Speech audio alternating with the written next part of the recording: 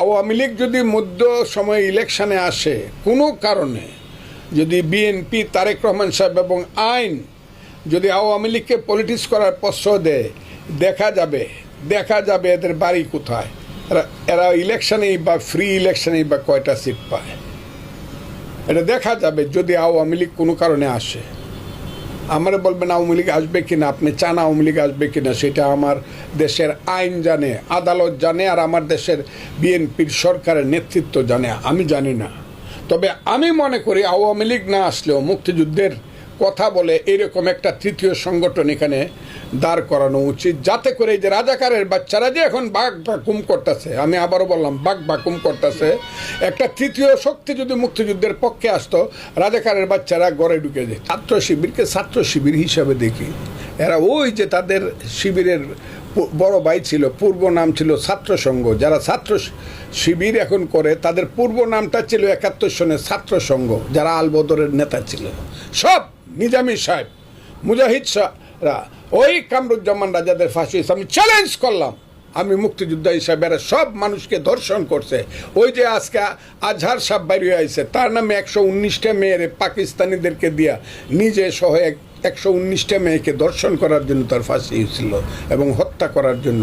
আমি বলতে চাই ওই যে ছাত্র সংঘেরই পরবর্তী সন্তান হলো ছাত্র শিবির, যাদের কাজ এবং গুপ্তভাবে যখন দেখে যে সময় সুযোগ পাচ্ছে না, তখন গুপ্তভাবে অন্যান্য ছাত্র সংগঠনের লুঙ্গির নিচে থাকা যাদের স্বভাব, আমি ছাত্র শিবিরকে এইভাবেই দেখি। এরা এই দেশকে কোনো ধরনের, আমি চ্যালেঞ্জ করে বলতে পারি একদিন আসবে যেদিন ছাত্র শিবির দেখলে মানুষ ঘৃণা করবে, ঘরে ঢুকতে দেবে না। এবং তাদের জামাত এবং এনসিপির অভিযোগ, আপনি মুক্তিযুদ্ধ নিয়ে কথা বলার আড়ালে মূলত আওয়ামী লীগের পারপাস সার্ভ করেন, এই বিষয়টা যদি পরিষ্কার করতেন। আমি আওয়ামী লীগের পারপাস সার্ভ করি না, আমি মুক্তিযুদ্ধের পারপাস সার্ভ করি।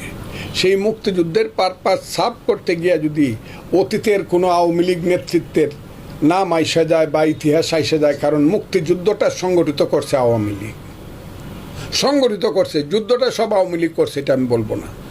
৬৬ থেকে ৭১-এর ২৫শে মার্চ পর্যন্ত সমস্ত নেতৃত্বটা আওয়ামী লীগের। কাজে মুক্তিযুদ্ধ যখন আপনি বলবেন তখন আওয়ামী লীগের নামটা আসবে। এতে যদি তারা মনে করে আমি আওয়ামী লীগের ইন্টারেস্ট সার্ভ করতেছি, এটা আমার বলার কিছু নাই, আমি সত্য ইতিহাসটা বলতেছি।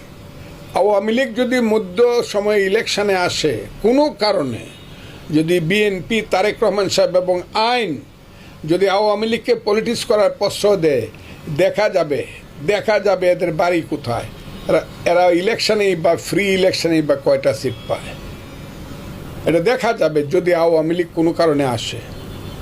আমরা বলবেন আওয়ামী লীগ আসবে কিনা, আপনি চান আওয়ামী লীগ আসবে কিনা, সেটা আমার দেশের আইন জানে, আদালত জানে, আর আমার দেশের বিএনপির সরকারের নেতৃত্ব জানে, আমি জানি না।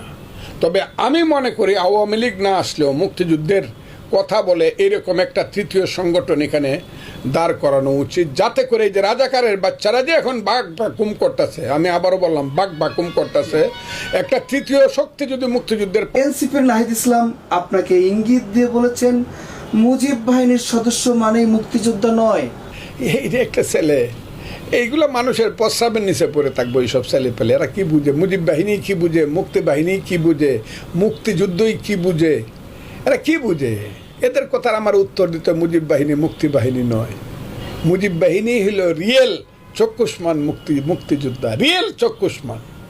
এই মুজিব বাহিনীতে এমন কোনো সন্তান ছেলে ঢুকতে পারে নাই যে কমপক্ষে মেট্রিক পাস করে নাই, এটা হলো মুজিব বাহিনী ক্রাইটেরিয়া। উপরে ডক্টরেট পর্যন্ত আছে, কিন্তু নিচে একদম মেট্রিক পাস করে নাই, সে মুজিব বাহিনীর কাছেই যাইতে পারে নাই। আমি যখন মুজিব বাহিনীতে গেছি তখন আমি এমএ ফাইনাল ইয়ারে পড়ি। মুজিব বাহিনী ওদের ও তো রাজাকারের বাচ্চা এবং এইসব নিচু প্রকৃতির ছেলেপেলেরা আজকে চক্রান্তের কারণে, মিটিকুলাস ডিজাইনের কারণে এইসব আমি শুনছি, কথাটা আমার সামনেই বলছে পারলাম, এ কি জানে মুক্তিযুদ্ধের, এ কি বুঝে? রাজাকারের বাচ্চাগুলা। মুজিব বাহিনী মুক্তি বাহিনী কি, সেটা আলোচনা হলে আসো, আমি আলোচনা করব। পৃথিবীতে যে কোনো জ্ঞানী মানুষ নিয়ে আসেন, হোয়াট ইজ মুজিব বাহিনী। মুক্তি বাহিনী যখন সৃষ্টি হয় নাই, ঠিক তার ৮ বছর ৯ বছর আগে মুজিব বাহিনী 62-তে জন্ম নিছে। মুজিব বাহিনী ছিল না তখন, নাম ছিল এটা বিএলএফ, বেঙ্গল লিবারেশন ফোর্সের সংখ্যা দাঁড়াইছে 8,000-এর উপরে, যখন মুক্তিযুদ্ধের কোনো নামই নাই। আমরা শপথ নিছি আঙ্গুলের রক্ত দিয়া, এই অনামিকার আন্দোলনের রক্ত দিয়ে শপথ নিছি সিরাজুল আলম খানের কাছে যে আমরা বাঙালি জাতির একটা রাষ্ট্র সৃষ্টি করার জন্য আমরা যুদ্ধ করব। এরা কি বুঝে এইসব রাজাকারের বাচ্চারা বাজে বাজে কথা বলে। হ্যাঁ ইয়েস, আমি বিএলএফ, এটা তো ঠিক, আমি তো বিএলএফ, কিন্তু এর আগে কিন্তু আমি মুক্তি বাহিনী হিসাবে 5টা যুদ্ধ করছি। মুক্তি বাহিনী হিসাবে ওই তামাবিল জাফলং, ওই তারাইলের করিমগঞ্জ, ওই গচিহাটা, ইটনা, 5টা মুক্তি বাহিনী হিসাবে যুদ্ধ করছি। আর মুজিব বাহিনীর কমান্ডার হিসেবে সর্বশেষ যে যুদ্ধটা করছি কুশিয়ারার পারে, সেই কালনী নদীর পারে বিখ্যাত কাকালচাউ কাটকাল ইউনিয়নের পাশে যে যুদ্ধটা করছে, এটা একটা বিখ্যাত যুদ্ধ, ঐতিহাসিক যুদ্ধ, এবং সেইখানে স্মৃতিস্তম্ভ করবে মানুষ। এতদিন আব্দুল হামিদরা ছিল বইলা ফজলুর রহমানের নাম হয়ে যাব, যেহেতু তারা মুক্তিযুদ্ধে অস্ট্রেলিয়া যায় নাই, কাজে তারা এটা করতে দেয় নাই। দেখা যাবে, এগুলো হলো